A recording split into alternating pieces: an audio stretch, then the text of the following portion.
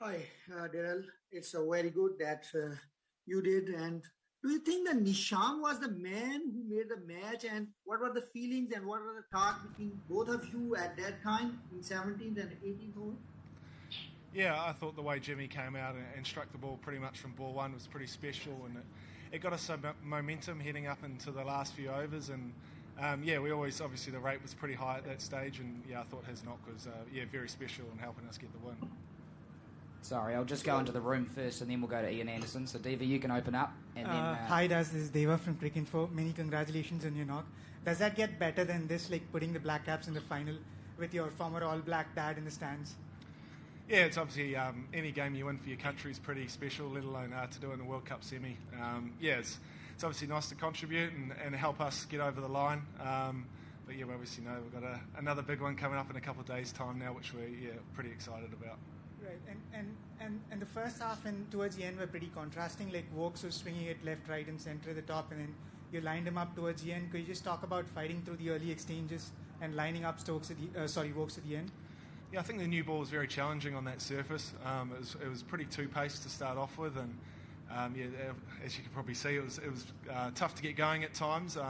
But I thought the way that all the batters that came in sort of hung in there and helped build a platform to allow us to try and launch at the end. And we're obviously very lucky that a few just snuck over the rope and got us going. And yeah, I think it was obviously it's a bit of a blur, but I can imagine it was a hell of a game to watch. And I think the way England played was very special as well. So yeah, it's obviously pretty cool to get the job done, but I know it was a game of inches, that's for sure. Hey Daryl Mitchell, this is Jamil Hassan. We have been taught in school that slowly and steady wins the race. Your first 38 runs were on 33 balls and the next 34 runs were on 14 balls. How quickly you changed your tempo? It's good maths, that. Yeah, to be honest, once the rate gets up at that height, you start just trying to make sure that you get your matchups that work for you and you try and hit it as far as you can, to be honest. So, yeah, for us, we were very lucky that we sort of held a platform. We didn't lose too many wickets in the middle there, and it allowed us to take some risks at certain times to try and catch up. So, yeah, for me, it was nice to sort of get it out of the middle the last few. It was a struggle there throughout the middle, but yeah, it was nice to get it done. 3 years, 3 formats, and 3 finals. How confident you are to win this tournament? Look, we're a bunch of Kiwis. There's only 5 million of us, so we're obviously very proud to be representing our country. And yeah, so obviously we've had some success in the last few years. But you know, we're going to enjoy the win tonight. Make sure that obviously we celebrate that, but then we move on pretty quickly. We know we've got a final on Sunday, and whoever we're taking on, it should be good fun. We'll give it everything we've got, but at the end of the day, there's certain things you can't control. So we'll see what happens. Hi Darryl. When it's 57 from 24 balls, what was the conversation between you and Jimmy? Did you feel that was sort of out of control too much, or can you talk us through that?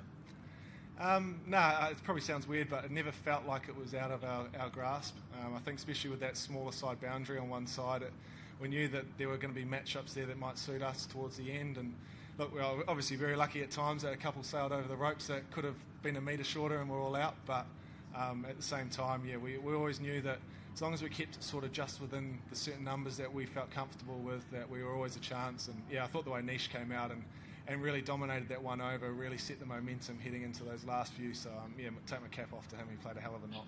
And did you feel like England got anything wrong, or do you think you got any gifts at any stage, or was it just that you guys just outclassed them at the end?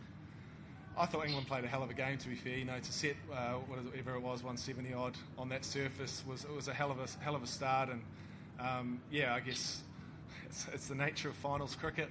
It's always a game of inches, and we were lucky that we got the momentum right at the end. I thought, you know, the way they went about their innings and both bat and ball was very special. And yeah, obviously I haven't watched it back yet, but I could imagine it was a hell of a game to watch. So yeah, I take my hat off to England. They've had a great tournament. How do you think is your first T20 World Cup final for New Zealand? How significant is this victory for the cricket New Zealand? And second question is, you are qualified for the final and the second semi-final tomorrow. Pakistan is still unbeaten in this tournament. Is it comfortable opponent in the final for you? Yeah, to the first one, it's obviously a great honour to represent my country at a World Cup. Yeah, if you said this 5 or 6 years ago, I would have laughed at you. So to be here sitting right now is awesome. yeah, I know us as a group, we're just really enjoying being part of this tournament and having as much fun as we can. To the second answer, the game tomorrow night, I can't tell you who's going to win. I know we'll be watching it and we'll sort of start planning for both teams. But yeah, it'll be cool whoever we play against. You know, it's a World Cup final. It's going to be awesome, and I know we're going to walk out with a smile on our face and enjoy as much as we can. Hi, Daryl. England have gone with the extra batter throughout the tournament, whereas you guys have gone with the extra bowler. Were you at all surprised they didn't go a little bit harder with the bat, bearing that in mind? I think they went pretty hard, to be fair. I was watching Livingston hit some of those sixes, and I thought he's swinging real hard here. So, no, I think that's obviously something that's worked for them for a long period of time in the T20 and white ball formats. So, no, it's something we probably definitely expected. But, yeah, no, everyone obviously has different ways they want to balance their lineups. And, that's worked for England for a long period of time. So you can't judge it on one game, that's for sure. I think if we're down in the room, we'll go to Ian Anderson from Stuff in New Zealand. Yeah, hi, Darren. Congratulations. Obviously, I think Morgan referred to in the post-game match as a late starter. It has been, to borrow a phrase of your dad's, a long journey for you to get here, hasn't it?